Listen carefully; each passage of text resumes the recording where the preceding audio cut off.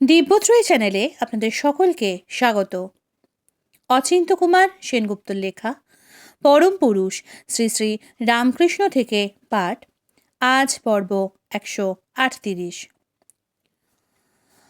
ওম স্থাপকায় চ ধর্মস্য সর্বধর্মস্বরূপিণে অবতার বরিষ্ঠায় রামকৃষ্ণায় তে নমঃ। গিরিশ নিমন্ত্রণ করেছে ঠাকুরকে, যেতেই হবে তার বাড়ি। বলরামের বাড়িতে আছেন। রাত প্রায় 9টা হলো। উঠে পড়লেন ঠাকুর।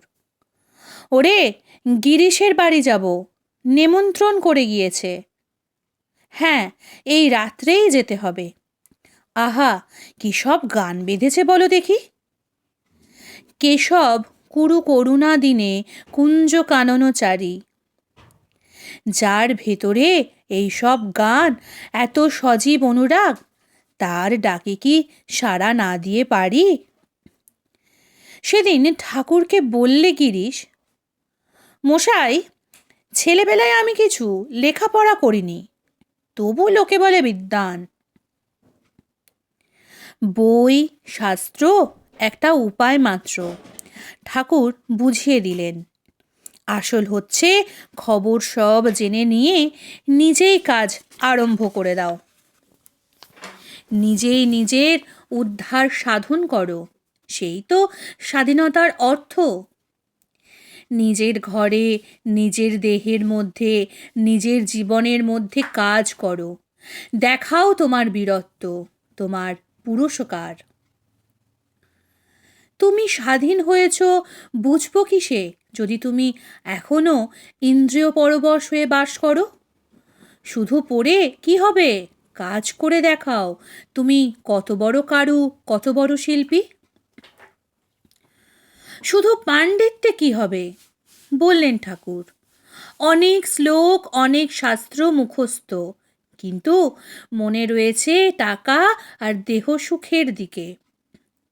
শকুনি খুব উঁচুতে ওঠে, কিন্তু নজর ভাগাড়ে, শুধু খুঁজে বেড়াচ্ছে কোথায় মরা জানোয়ার। বই শাস্ত্র দেখো, পথ পদ্ধতি জেনে নাও, তারপর বই বন্ধ করে দিয়ে বাজার করতে বেরো, যে বাজারে আসল বস্তু লাভ। কাজ করো, সাধন করো। বেলতলায় কত রকম সাধন করেছি, কত কঠোর সাধন।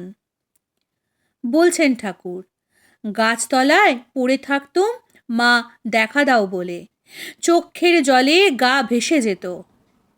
আর সকলের ধারণা এক মুহূর্তে সব হয়ে যাবে। মাস্টার টিপ্পনি কাটল। বাড়ির চারদিকে আঙুল ঘুরিয়ে দিলেই যেন দেওয়াল হলো। কি অবস্থায় গিয়েছে। কুমার সিং সাধু ভোজন করাবে, নেমন্তন্ন করলে রামকৃষ্ণকে। অনেক সাধুর ভিড়, পংক্তি করে বসেছে সবাই। রামকৃষ্ণ বসল এক পাশে।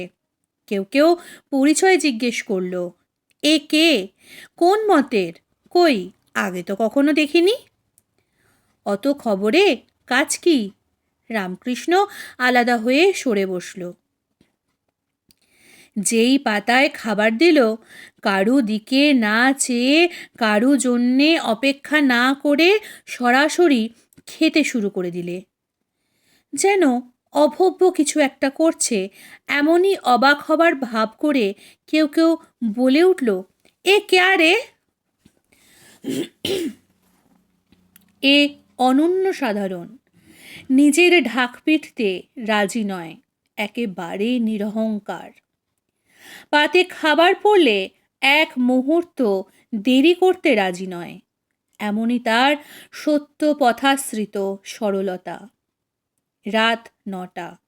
উঠে পড়লেন ঠাকুর।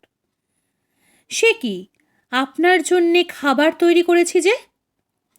বলরাম উঠে আপত্তি করল। তাও তো ঠিক, খেয়ে না গেলে বলরাম যে কষ্ট পাবে। আবার ওদিকে গিরিশের ডাক, দেরি করবার উপায় নেই। তখন উপায় কুশল বললেন, এক কাজ করো, খাবারটা দিয়ে দাও সঙ্গে। বোসপাড়ার তেমাথা পার হচ্ছেন, কাছেই গিরিশের বাড়ি। প্রায় ছুটে চলেছেন। পথটুকু পার হতেও যেন তর সইছে না। কিন্তু এ কে? সহসা এ কে চোখের সামনে এসে দাঁড়ালো? আর কে? আপনার সেই লোচন লোভনীয়, যার নাম বলতে আপনি পাগল, সেই ইন্দ্রপ্রতিম নরেন্দ্র। পলক ফেলতে পারছেন না ঠাকুর, যেন পলকের মাঝখানে অনন্ত বিরাজে। কথা সরছে না মুখ দিয়ে। এরই নাম বোধহয় ভাব। পরম প্রাপণীয়কে পেয়ে অপ্রবৃত্তি। অনুমাত্র প্রাণ পবন স্পন্দেই যেন মহিয়ান স্বরূপানন্দ। চলে গেলেন পাশ কাটিয়ে। গিরিশের ঠিক বাড়ির সম্মুখে আবার দেখা হলো। তখন দিব্যি সহজ স্নিগ্ধ স্বরে বললেন, ভালো আছো তো বাবা? আমি তখন কথা কইতে পারিনি। একজন একটা কুয়ো খুঁড়তে আরম্ভ করলো। কিছুটা খোঁড়ার পর একজন এসে বললে, এখানে খুঁড়ে কোনো লাভ নেই, নিচে কেবল শুকনো বালির স্তূপ। লোকটা জায়গা বদলালো। খানিক দূর খুঁড়েছে, আর একজন এসে বললে, কেন পণ্ডশ্রম করছো? এখানটায় বোদা জল। আবার পিছু সরল। তোমার সময় আর পয়সার কি দাম নেই? নইলে এমন কাঁকুড়ে জায়গায় কি কেউ মাটি খোঁড়ে? দক্ষিণে যাও, সেখানেই মিলবে তোমার মিষ্টি জলের ঝর্ণা, বললে আর একজন। হায়, দক্ষিণে এসেও আবার প্রতিবন্ধ। কি করছেন মশাই? উত্তর ছেড়ে কি কেউ দক্ষিণে আসে? কুয়ো খোঁড়া ভুয়ো হয়ে গেল। কিন্তু নরেনের স্থান বদল নেই। দৃঢ় প্রত্যয় তার খননাস্ত্র। যেখানে দাঁড়িয়ে আছে সেখানেই খুঁড়ছে। হোক তা রুক্ষরুষ্ট, হোক তা প্রস্তর কঙ্করাকীর্ণ, সেখান থেকেই উদ্ধার করবে সে তৃষ্ণার পানীয়। জলও আমার মধ্যে, অস্ত্রও আমার হাতে। আমাকে আর পায় কে? আমি আত্মদীপ, আমি জগৎভাতি সূর্য। গজেন্দ্র বিক্রম, আয়ত বাহু মহাবীর, আকাশপতিত হিমাচল বিশীর্ণ, সমুদ্র শুষ্ক ও ভূমণ্ডল খণ্ড খণ্ড হলেও উঠব না আমার ব্রতাসন থেকে। আত্মোদ্ধার করব আত্মোদ্ঘাটন। কিন্তু অবতার মানতে সে রাজি নয়। এদিকে গিরিশ অবতার বাদে নিদারুণ বিশ্বাসী। তোমরা দুজনে একটু এ নিয়ে বিচার করো না। গিরিশের বাড়ি এসে বললেন ঠাকুর, একটু ইংরেজিতে তর্ক করো, আমি শুনি। বাংলাতেই কথা হলো, মাঝে মাঝে ইংরেজির ছিটেগুলি। ঈশ্বর সকলের মধ্যেই আছেন, বললে নরেন। শুধু একজনের মধ্যেই এসেছেন এ কখনো হতে পারে না। আমারও সেই মত। নরেনের কথায় সায় দিলেন ঠাকুর। তবে একটা কথা আছে, কোনো আধারে শক্তি বেশি, কোনো আধারে শক্তি কম। কেউ গেরে পুষ্করিণী, কেউ বা সায়র দিঘি, কেউ কুঁজো কলসি, কেউ বা জ্বালা। যেখানে যত বেশি শক্তি, সেখানে তত বেশি ভগবত্তা। গিরিশ নরেনকে লক্ষ্য করে বললে, তুমি কি করে জানলে তিনি দেহ ধারণ করে আসেন না? তিনি মনোবাক্য বুদ্ধির অগোচর। তিনি আবার একটা সীমাবদ্ধ জীব হবেন কি করে? হলে ভগবানের খুব ক্ষতি হয়ে যায়, তাই না? তনার পূর্ণতা, তার অনন্ত শক্তিমত্তা, তার সর্বজ্ঞতা, সর্বব্যাপিতা বাধিত হয়? কখনোই না। জীবের প্রতি অনুগ্রহই তার শরীর গ্রহণের মুখ্য কারণ। অবতার না হলে কে বুঝিয়ে দেবে, বললে গিরিশ। মানুষকে জ্ঞান ভক্তি দেবার জন্যেই তার দেহ ধারণ, না হলে শিক্ষা দেবে কে? কেন, অন্তরে থেকে বুঝিয়ে দেবেন? নরেন হুঙ্কার দিয়ে উঠল। নরেনকে আবার সায় করলেন ঠাকুর। হ্যাঁ, নহিলে তিনি অন্তর্যামী কেন? তুমি তার অচিন্ত শক্তির কি জানো? এবার গিরিশ উঠল লাফিয়ে। দুই সাধু বসে আছে গাছতলায়। সেখানে দিয়ে নারদ চলেছেন বীণা বাজিয়ে। কোত্থেকে আসছেন? একজন জিজ্ঞেস করল। বৈকুণ্ঠ থেকে আসছি। বৈকুণ্ঠ থেকে?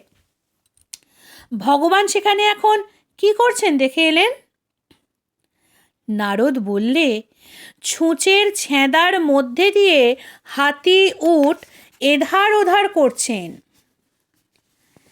তা আর তার পক্ষে আশ্চর্য কি? তিনি সব করতে পারেন, বললে এক সাধু। অন্যজন বললেন, গাঁজাখুরি, ছুঁচের ছেঁদায় হাতি উট গলানো স্রেফ আষাঢ়ে গল্প। নারদ বললে, আপনি কোনো কালে বৈকুণ্ঠে যাননি মশাই। তিনি সূর্য চন্দ্র করতে পারবেন, সৃষ্টি প্রলয় করতে পারবেন, শুধু একটা মানুষের ছদ্মবেশে ভূতলে অবতীর্ণ হতে পারবেন না। যেন ওটি তার হতে বারণ। আর যা তিনি হন না করুন না, কিছু বাদ দিয়ে কিছু কেটে ছেটে ছোট করে ঈশ্বরকে নেব কেন? তিনি যদি সব হতে পারেন, অবতারও হতে পারবেন।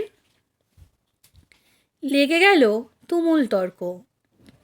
শেষকালে ঠাকুর শান্তিবাড়ি সেচন করলেন। বললেন, তিনি যদি দেখিয়ে দেন এর নাম অবতার, তিনি যদি তার মানুষ লীলা দেখিয়ে দেন, তাহলে আর কাউকে বুঝিয়ে দিতে হয় না। যেমন অন্ধকারের মধ্যে দেশলাই ঘষতে ঘষতে দপ করে আলো হয়, সেই রকম দপ করে আলো যদি তিনি জেলে দেন, তাহলে সব সন্দেহ মিটে যায়, তা নইলে নয়। ও ভাই হরিপদ, একটা গাড়ি ডেকে আনো, বলে উঠল গিরিশ। আমাকে এক্ষুনি থিয়েটারে যেতে হবে।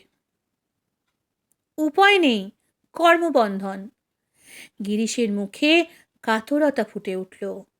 এদিকে আপনি এখানে বসে আপনাকে ছেড়ে যেতে হচ্ছে থিয়েটারে। ধিক্কার দেবার মতন ব্যাপার। কিন্তু ঠাকুর উদার প্রসন্নতায় বললেন, তা ঠিক আছে, এদিক ওদিক দুদিক রাখতে হবে, জনক রাজার মতো। এদিক ওদিক দুদিক রেখে খেয়েছিল দুধের বাটি। একবারটা মনে হয় থিয়েটারটা ছোড়াদেরই ছেড়ে দিই, ছুটি নেই ছোটাছুটি থেকে। না না, ও বেশ আছে। ঠাকুর আবার অভয় দিলেন। লোকশিক্ষা হচ্ছে, অনেকের উপকার হচ্ছে। কিন্তু নরেনের সইল না, বিদ্রূপ করে উঠল। এদিকে বলছে ঈশ্বর অবতার, আবার ওদিকে থিয়েটারে টানছে। আমি কি করব? আমি পাপী, ঘোরতর পাপী। পাপী? এবার ঠাকুর উঠলেন হুঙ্কার দিয়ে। খবরদার, ও কথা মুখে আনবি নে। বারে বারে পাপী পাপী বললে পাপীই হয়ে যেতে হয়। বল, আমি মায়ের ছেলে। মায়ের ছেলের আবার পাপ কি? সব ধুলো কাদা মুছে যদি কোলে তুলে না নেবেন, তবে আবার তিনি কেমন মা? আমি পুরুষ, বীর্য স্বরূপের অনন্ত বীর্য আমার মধ্যে বর্তমান। আমি স্বস্বরূপ বিশ্বাসী। আমি শৃগালের শিশু নই, আমি সিংহের কুমার। আমি অনন্ত শক্তির আধার, আমি দ্বিবাহু হয়ে বহুবাহু। বলো, আমি দুর্বল নই, অধম নই, পাপী নই, দিনহীন নই, আমি অকল্মষ, আমি অপাপবিদ্ধ, আমি বিশ্বপ্রণেতা প্রজাপতির পুত্র। বারে বারে এই মন্ত্র জপ করলেই ভগবৎ শক্তি শতসর্প গর্জনে জেগে উঠবে। যে নিজেকে বলে ভীরু, কাপুরুষ, দাসত্বসেবী, তার মুক্তি কোথায়? দৃঢ়ধন্যা অর্জুন হও, পাবে তবে সেই যোগেশ্বর কৃষ্ণের বন্ধুতা। আজ ওই শুভ্র কোলের তরে ব্যাকুল হৃদয় কেঁদে মরে, দিও না গো, দিও না আর ধুলায় শুতে। তোমার কোল যতই শুভ্র হোক আর আমার সর্ব অঙ্গে যতই মালিন্য থাক, তুমি আমার মা। আমি জানি তুমি আমাকে কোলে তুলে নেবেই নেবে। তোমার কোলের জন্যে যখন আমার আকুলতা জেগেছে, তখন নেই আর আমার মালিন্য দৈন্য, নেই আর আমার ধূলিসজ্জা।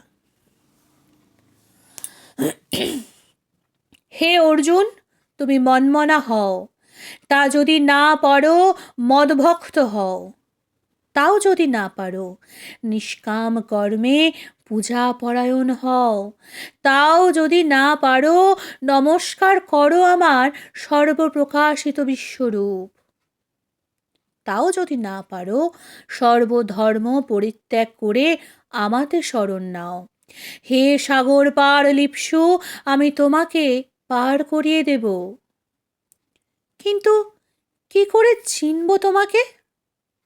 আপনজন বলে অনুভব করো, চিনতে দেরি হবে না। প্রভু যে বেশেই আসুক, কুকুর তাকে ঠিক চিনতে পারে। মেষ শিশুকে যে খোঁয়ারে আটকে রাখুক, প্রভুর কণ্ঠস্বর শুনলেই সে উত্তর দেবে। ঠাকুর বললেন, যে হয় আপন জনা নয়নে, তারে যায় গো চেনা। ঠাকুরের কাছে করজোড়ে বসেছে গিরিশ, বলছে, ভগবান আমায় পবিত্রতা দাও, যাতে কখনো একটুও পাপ চিন্তা না হয়। তুমি পবিত্র তো আছো, বললেন শ্রী রামকৃষ্ণ। তোমার যে বিশ্বাস ভক্তি, তোমার যে আনন্দ। আনন্দ? আগে না।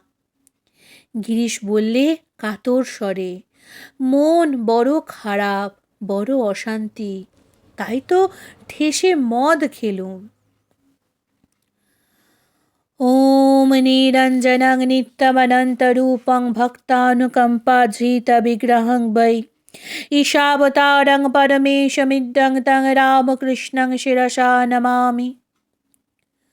আজকের পর্ব এখানেই শেষ হলো। পরবর্তী পর্ব আসবে আগামীকাল। নমস্কার, সঙ্গে থাকুন, সুস্থ থাকুন, ভালো থাকুন। জয় ঠাকুর।